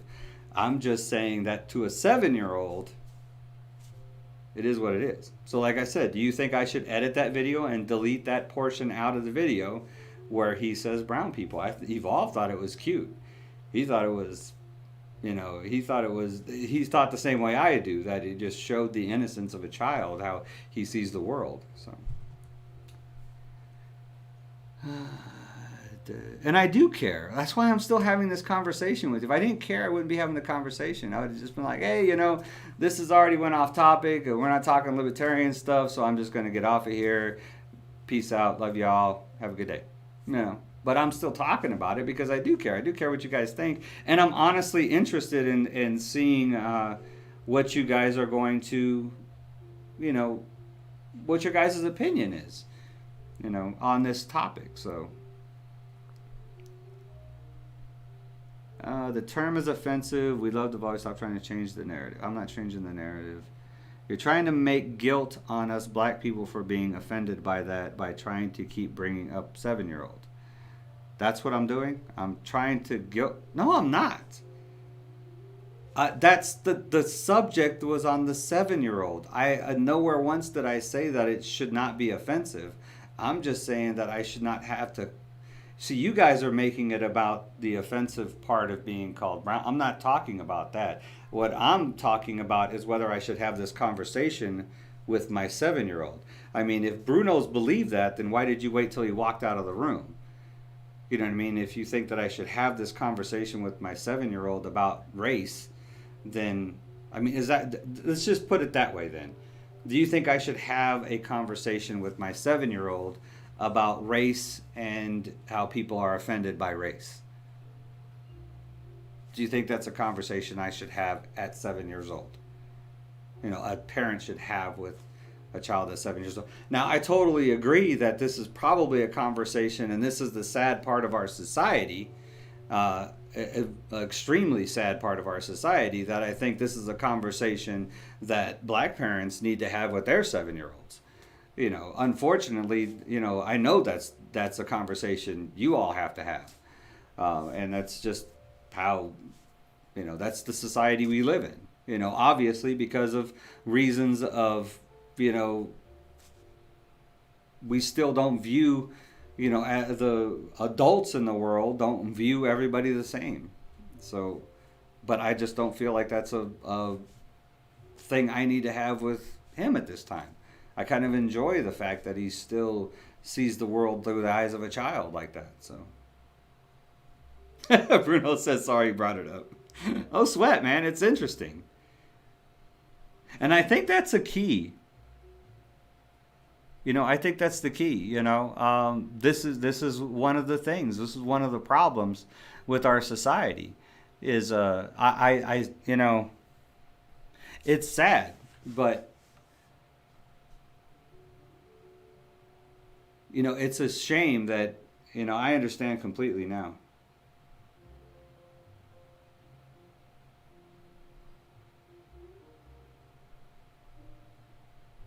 Yeah, I see what's going on now.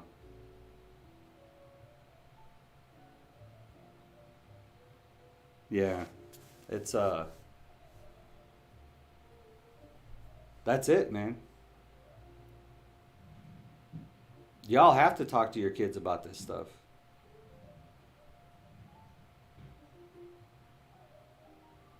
This is just another example of white privilege, really. I don't have to have that conversation about race and stuff with my kids, but y'all do. That's a horrible part of our society right now. That was a real awakening moment for me, is when a black parent told me that, that we have to be very specific. As soon as our kids get to a certain height, a stature, we have to, as soon as they don't look like kids anymore, then we got to explain to them, how to act around police, because it could cost them their lives. That's not a conversation that most white parents have to have with their 10, 11, 12-year-old kids, that are starting to reach that, stature where they look like they're not kids anymore. And it's the same thing with this conversation that we're talking about right here. It's more than what we're talking about. It's about how much different it is to parent as a black parent as it is a white parent. That's the core of this conversation, man. It's nothing, I even try to make light of it or whatever. But yeah, it's a lot more than that. It's just a sad reality of the society that we live in today. And hopefully, maybe not within my lifetime, but hopefully in Dvolvy's lifetime or your kid's lifetime, that'll change. As these children start to not see people any differently than anybody else, as long as we don't mess that up,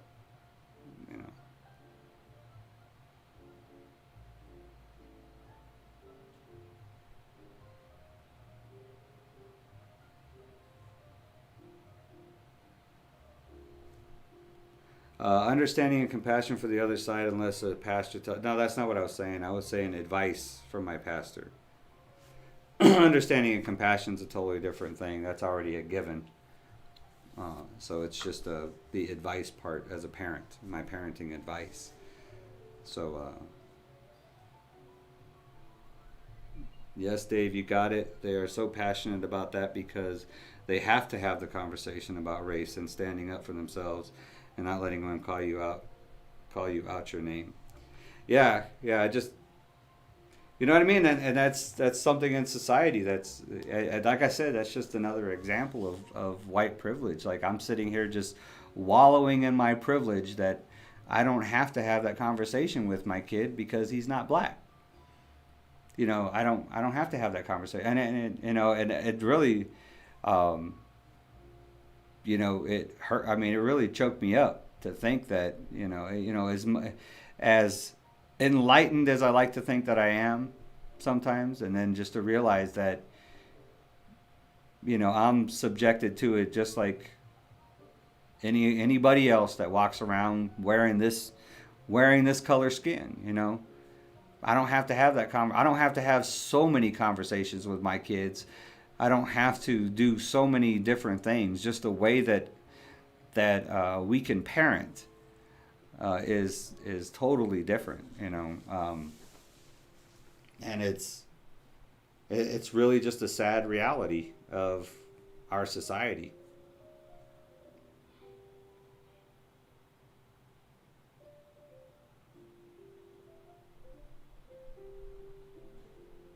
Yeah, I see that.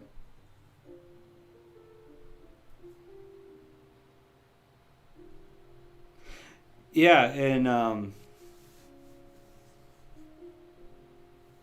you know, and I used to have a problem. You know, I used to walk around and you know, I see the Black Power movement. You know what I mean? They had that back in the '60s and '70s. They had the Black Power movement. You remember the Olympics, and they had their hands up like that and stuff. And you know, I was part of that group years and years ago, I don't know, centuries ago it seems like. But you know, well, why? You know, why is it's okay to have black power, but you know, you say white power and now you're a racist? You know, that doesn't make any sense. But it makes perfect sense, because when the world is trying to tell you that you're less than a person, less than a human being, then it pays it. You have to build up. You know what I mean? There, when the world is trying to put you down, then you have to build your kids up. You have to build them up. You have to build your community up and stuff. So, you know, that's why I quit having a problem with the concept of black power, or with, you know, people, you know, trying to lift up African Americans, and you know, like the having, you know, an entire month dedicated to African American history. A lot of people complain about that, and so then, you know, you had to have histories for everybody else too, and you know. But the point is that to a complete portion of our society that has been held down for so long, it makes perfect sense to lift them up. You know, it's the same thing with George Floyd. I mean, it's one of the reasons why we're lifting him up, is because he's part of this portion of our society that has been held down, that has been, you know, treated with such injustice since the founding of our country. You know, so.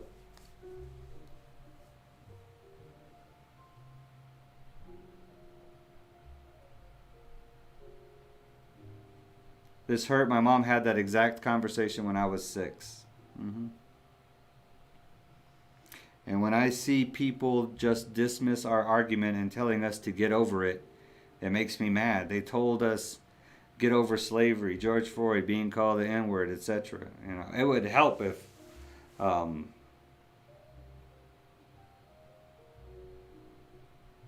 I'm trying to figure out what your facial expressions are there. Yeah, it's because that's the first step in actually getting it over it as a society, is to acknowledge it and continue acknowledging it as long as it continues to go on. You know, and there's a huge change going on within the African American community. There's this huge push for fathers, you know, taking responsibility, and you know, men standing up for and you know, building up that culture, and getting rid of this culture of failure, of, oh, I'm black, so I'm allowed to fail, and there's so, you know, there's so much evolution and advancement happening within that culture, that that I think, you know, I always think we're always moving in the right direction. We're always moving in the direction of God. You know, whether we like it or not, you don't have any control over it. Whether you believe it or not, you still don't have any control over it. That's just the direction that we're going, and I think it's growing. You know what I mean? I think the community is growing stronger, and eventually, you know, this conversation will never have to happen, but unfortunately, it still does. We still live in that time, you know. But you look at the younger generations, and you know, they just don't see things that way. You know, they just don't see it that way. They're like, no, man, these are my friends. These are, you know, you can't tell me that they're less than I am just because they look different. You know, kids just don't see that. You know, my 24-year-old, he don't see things that way. Unless they're programmed that way by their parents or by society or communities at large. The government would love to keep us thinking that way, you know, to keep us thinking that we live in this divided country where it's white people versus black people, and it's Democrats versus Republicans, and it's this versus that, and it's everything the government preaches right now is about division, and the media just, you know, amplifies it. So, but I really don't think it is nearly that bad. The problem is definitely still out there, though. And the problem is that you don't want to acknowledge the hate and offense because, like you said, it's Dvolvy or your pastor didn't tell you to. I think I just acknowledged it.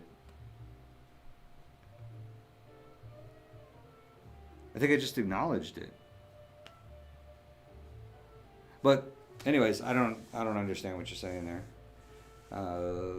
Don't want to acknowledge the hate and offense because, like you said, it's Dvolvy or your pastor didn't tell you to. Oh, I already explained why I mentioned my pastor. Would have nothing to do with acknowledging hate anyways. And I wouldn't acknowledge hate and offense to my son because I don't have to. I don't have to, I can spare him that ugly part of this world right now. And the longer I do that, then the less likely he is to see anybody any different. So you have to understand that it may be privilege that allows me not to have that conversation with my 7-year-old, but it's also the fact that I don't have to have that conversation with my 7-year-old that allows him to continue seeing everybody as equals, as the same, as no different. It's when he gets older that he's going to, be forced to see the differences in people, where other people will influence him in that way, and then he'll have to make the decision then. But right now is the foundation of his belief systems as a young child, and I don't want to pollute him with that foundation. Like, it's really hard to explain to a 7-year-old how an entire group of people would consider themselves superior to another group of people just because of the way they look. Obviously, from the video, you can tell that he just doesn't understand that. He just won't understand it. It's hard for kids to understand, and I can imagine it's almost it's really hard for black parents to explain to their kids that there's people out there that think that you don't deserve as much as they do just because of the way they look, and you're going to have to try harder sometimes, and things are going to be more difficult for you. Those are hard things to explain to kids too, and I understand that, but I don't think we make anything better if both of us are emphasizing the differences to our children. I think it's better if one of us don't. Does that make sense? I'm just thinking out loud here. Like I said, I'm totally transparent, so I'm just thinking out loud, and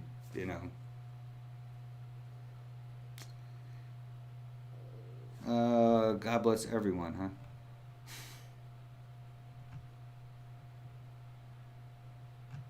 It's such a bad, crazy topic, and you don't catch me talking about it very often. So, the topic of race, but seems to be something we need to talk about now.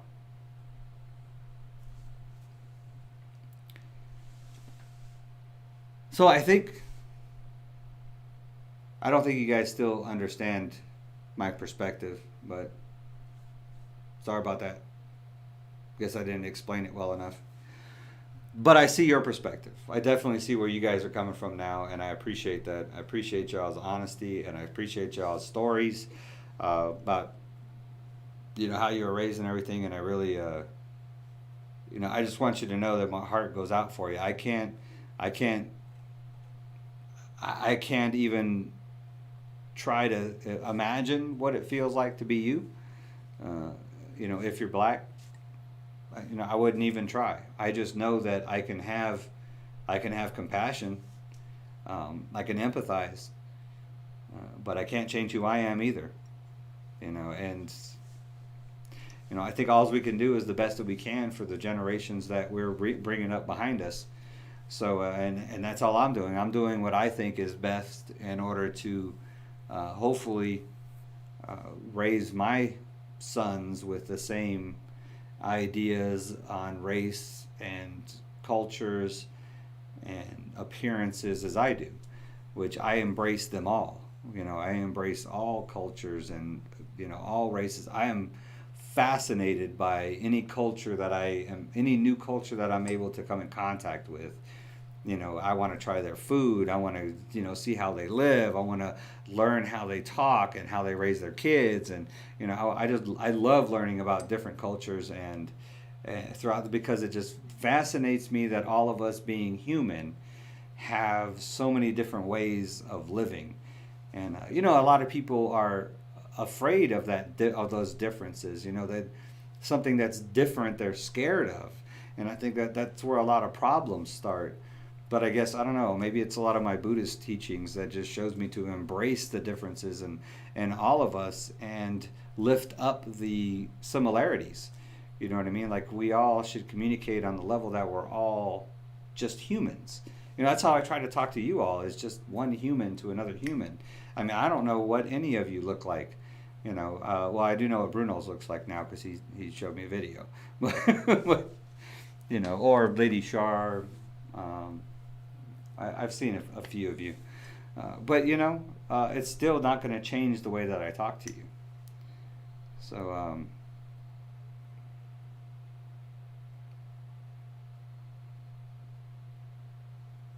yeah, it's, you know, like I said, it's, you know, we just got to do the best that we can to try to move the society in the right direction. You know, and that's one of the reasons why I'm such a vocal libertarian, is that I just believe that in a free society we have a better chance. Yeah, the bad people, you know, will be free too. But I think as a society, man, we're so much more accepting. I mean, conversations like this would have never happened, you know, 50 years ago. I mean, just the advancements socially as a society that we've had in 50 years is tremendous, you know. And I think just what is it going to be like in the next 50 years? You know, I might still be around. I'll be 98. I'll be like, I remember back in 2020, I had this conversation on my YouTube stream.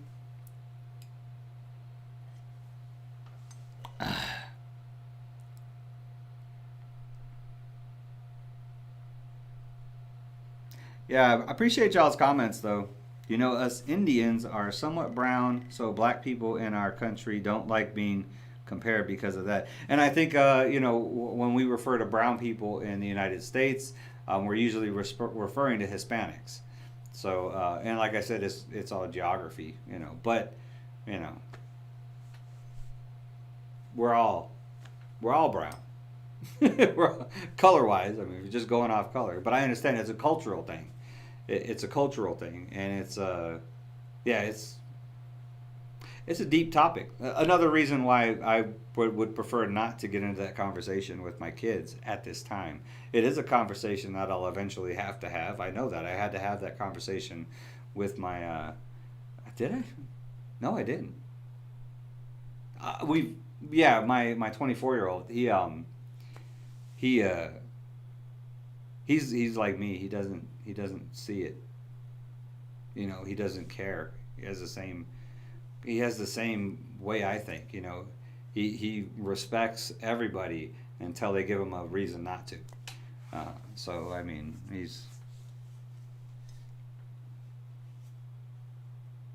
feel like society has been trying to erase them, like erase black people.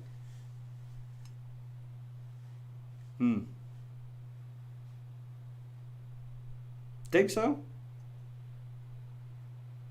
You could say that about anybody, though. I mean, really, as I think, and I'm just, you know, like I said, I'm thinking out loud. But if you think about it, society, I think society is moving away from, as we become a more global society with the internet and everything else. Like, I'm talking to somebody in India right now in the middle of the night. It's like 9 o'clock at night there, and you know, as we get this global. We really are becoming a more I'm not talking about globalization and stuff, you know. You know, Trumpsters, don't go crazy on me. I'm just talking about how we are becoming more of a global community, and as different cultures and stuff are so easy to reach out and touch. That's why I do these Saturday streams, just because I get so many people from the other side of the pond, and I love to listen to you because you all have a different perspective. being born and raised in India or wherever you're at, you got this different perspective, and it enlightens me. It opens my mind up even further to how somebody else thinks on the other side of the world. We learn so much from different things, but I think as a global society, we're moving towards erasing, everything. We're erasing everybody. We'll eventually just become one human family. It may be 50 generations from now, but just think of how we're moving in this global society we have now, thanks to the internet and how easy it is to travel and stuff. And I think, eventually I think everybody's going to get erased, and we're just going to be humans. And the Dalai Lama will be, well, he probably won't be alive then, but he'll be happy. Because at the beginning of one of his books, he talks about, somebody had mentioned to him that it's so easy, no matter who you are, it's so easy to talk to the Dalai Lama. It's like he's just a normal dude, And he says because whenever he communicates with somebody, he always communicates on the level of one human talking to another human. And it's not, and then at that level, there's no barrier to communication. It's not until we start adding labels and identifying ourselves, like, oh, I'm Buddhist and I'm Christian, or I'm a monk, or I'm a layperson, or I'm from the United States, or I'm from India. When we start identifying ourselves by these different labels that really are meaningless, that then we start building these barriers to communication. He's like, as long as we continue to communicate with each other on a human level, then there's very little barrier to communication, and you can talk better. So yeah, Dalai Lama is one of my heroes. I listen to even his Buddhist teachings and stuff, and I know there's some Christians out there who criticize me and call me a heathen or whatever, but that's their problem. I am perfectly happy and content with my walk with Christ, and I think Jesus can use whatever tools he wants, including Buddhism and the Dalai Lama, to enlighten his people and help us on our spiritual walk. So that's kind of the power of being the Son of God. Well, speaking of, I'm going to wrap this thing up so I can go say goodbye to the family before they head off to Grandma's. I'm probably going to jump on and stream some Call of Duty Season 4 today. I don't know, doing random stuff. I'm sure my kid will jump on. So if you guys want to join me, I will be on, and it'd be cool. My son will probably be on there. It'd be interesting because you guys could ask him questions about how I raised him. I actually was a single parent with my oldest son for 10 years, from the time he was 6 years old to 16 when I met my current wife. I pretty much raised him on my own in the Army, as a leader in the Army, and a single parent through deployments and everything else. So he's got a unique perspective on life for sure. But he turned out all right. So yeah, he'll probably be on there with me. If somebody jumps on Twitch, I'll have him jump on Twitch or something. Maybe I'll get on Discord, or I don't know how he would be able to. I'll just ask him the questions and then give you guys the answers, because we'll be playing. He'll be mic'd up with me, and I don't know. Oh no, you guys should be able to hear him talk. So yeah, I can ask him questions, and then he can answer you over the mic. He cusses a lot more than me. He hasn't quite found his church yet, but he's a former Marine, so yeah, he's still got that Marine potty mouth going on. So, you can meet my oldest son. He'll be on Twitch with me later on. Twitch.com Libertarian Dave. I think it's listed in here somewhere on my YouTube channel. I think it's at the very bottom of the description. Yep, there it is. I will link it in chat. Follow me on Twitter too.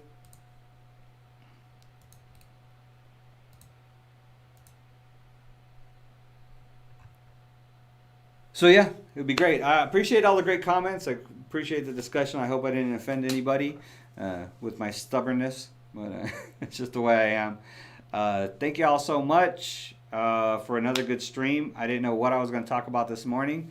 Y'all made it happen. I appreciate it. My scripture for today, I already had it prepped for you guys, and I think it is even more meaningful now. So this scripture is when Paul gets arrested and he's brought before King Agrippa, and so he says.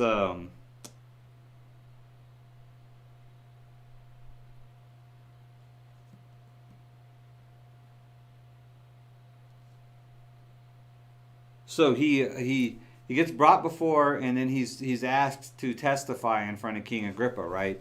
And so he says to King Agrippa that, he testifies to him about his conversion and about preaching in Damascus to the Gentiles and everything. And then as he was saying all these things in his defense, Festus with a loud voice says, "Paul, you are out of your mind. Your great learning is driving you out of your mind." But Paul said, "I am not out of my mind, most excellent Festus, but I am speaking true and rational words. For the king knows about these things, and to him I speak boldly, for I am persuaded that none of these things has escaped his notice. For this has not been done in a corner. King Agrippa, do you believe the prophets? I know that you believe." And Agrippa said to Paul, this is the real scripture I want you to hear, "In a short time would you persuade me to be a Christian?" And Paul said, "Whether short or long, I would to God that not only you, but also all who hear me this day might become such as I, except for these chains." So he testified to Agrippa and told his story. And then King Agrippa was like, "Really, dude? What are you trying to do? In such a short time, you want me to become a Christian?" And Paul says to the king, this is the authority. He's telling the authority that I would have you be just like me, except for these chains. So as a libertarian, that was just powerful to me, to release the chains of oppression and to be free. That's the key. He's like, you should be like me, except for these chains. As Christians, that's it. You should be like me, but without these chains. So and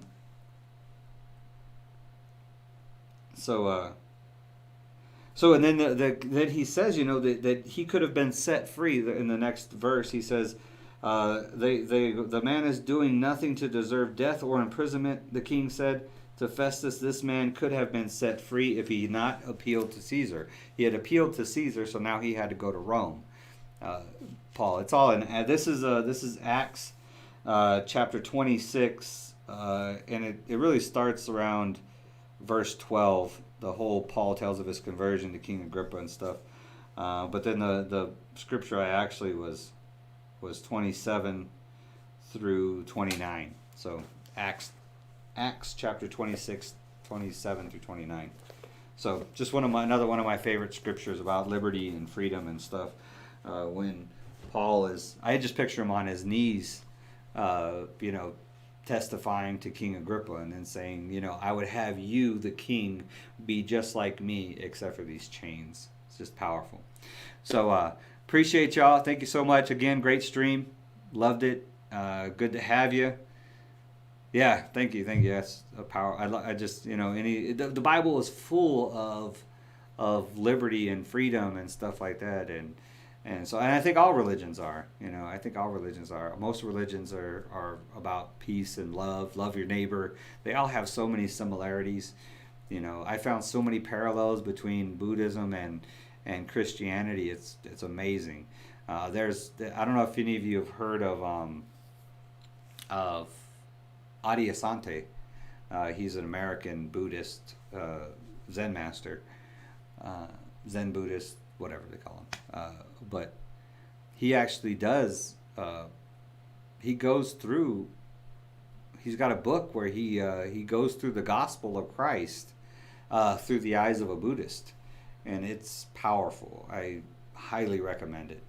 Adi Asanti is his name, so I really recommend just how he sees everything through mythical and metaphorically and stuff. And it's not to mean mythically as it's not true, it's not historically accurate, but mythically as a legendary, as explaining or storytelling that way. And metaphorically, the Bible is full of metaphors, the whole thing. That's how it's survived for 2,000 years, is because of the metaphorical way it's written. So, but yeah, it's great scripture. I'll have to share that with you guys one day about Adi Asanti.